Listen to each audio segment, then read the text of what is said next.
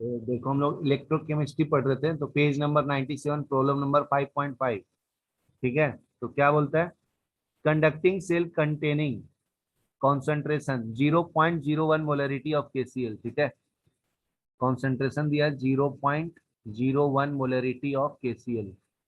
ठीक है, eight 25 degree Celsius.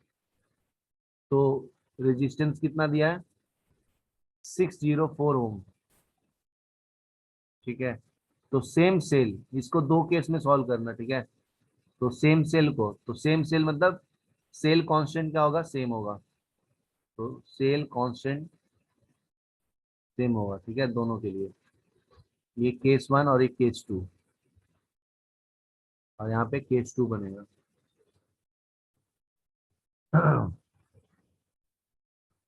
ठीक है, तो सेम सेल ऑफ कॉन्सेंट्रेशन कितना है? C2 दिया है 0.001 molarity silver nitrate nitrate AgNO3 gives resistance of R2 is given 6530 ohm। ठीक है, कैलकुलेट मोलर कंडक्टिविटी। तो मोलर कंडक्टिविटी निकालना है किसका? सिल्वर नाइट्रेट का, AgNO3 का। इसको बोलते हैं मोलार कंडक्टिविटी। ठीक है, तो देखो मैं सॉल्व करके बताता हूँ। तो फर्स्ट सेल कांस्टेंट निकालेंगे, तो B equal to first condition से, तो molar conductivity into resistance of KCl। ठीक है, ये KCl है। ठीक है, तो B equal to molar conductivity, तो ये कंडक्टिविटी का वैल्यू दिया है। ठीक है, ये वैल्यू यहाँ पे दिया हुआ है K का, दैट इज 0.0041।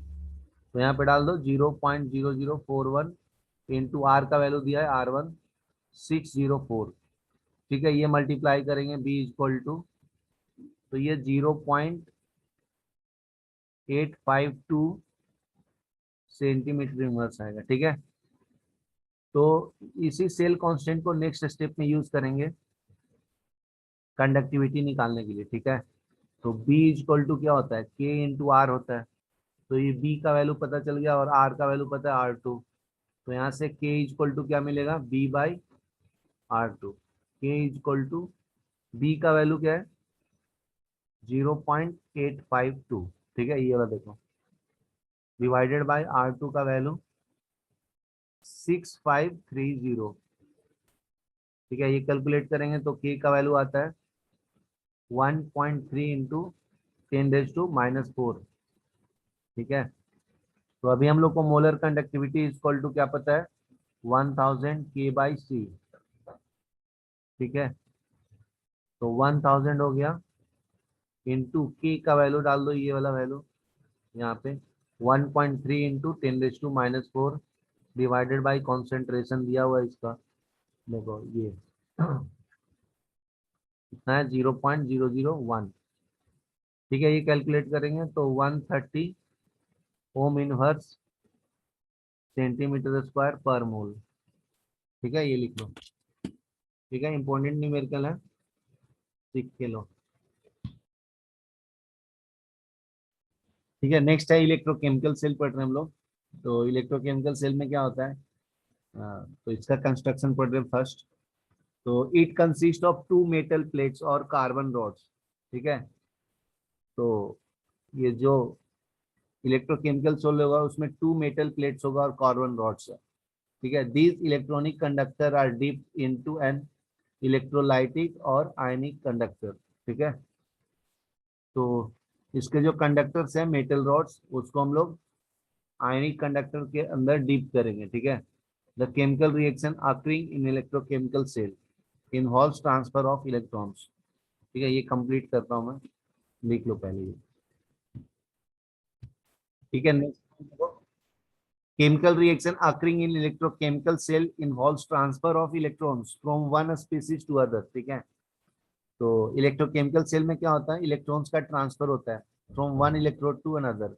तो इस प्रोसेस को हम लोग रिडॉक्स रिएक्शन बोलते हैं। ठीक है, एक में ऑक्सीडेशन होगा, एक में रिडक्शन होगा, मतलब एक इलेक्ट्रॉन लूज करेगा, दूसरा गेन करेगा। ठीक है, तो नेक्स्ट पॉइंट है electrochemical reactions are made up of oxidation and reduction half reaction. ठीक है, तो उसी को हम लोग रिडॉक्स रिएक्शन बोलते हैं।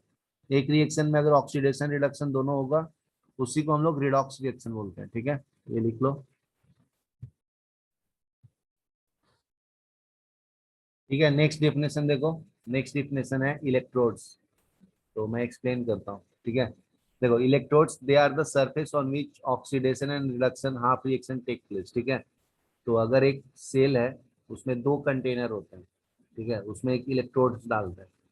ठीक है, तो ये इलेक्ट्रोड देखो, ये क्या है, सरफेस है ना, इसके ऊपर ऑक्सीडेशन रिडक्शन होगा। ठीक है, एक साइड में ऑक्सीडेशन होता है, एक साइड में रिडक्शन होता है। ठीक है, तो सरफेस होता है on which oxidation and reduction take place.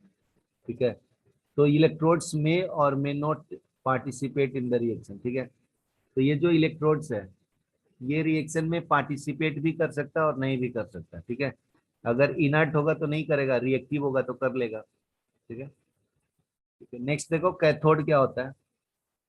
It is an electrode at which reduction take place. ठीक है, मान लीजिए ये इलेक्ट्रोड है, तो इसका एक नाम दे दिया कैथोड और एक साइड का दे दिया एनोड,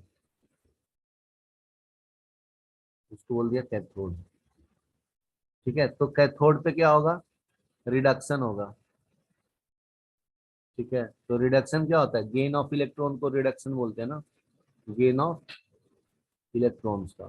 तो अभी एनोड के बारे में लिखना है, तो क्या लिखोगे, it is an electrode at which oxidation take place. तो ऑक्सीडेशन किसको बोलते हैं, लॉस ऑफ इलेक्ट्रॉन्स को, लॉस ऑफ इलेक्ट्रॉन्स। ठीक है, ये लिख लो।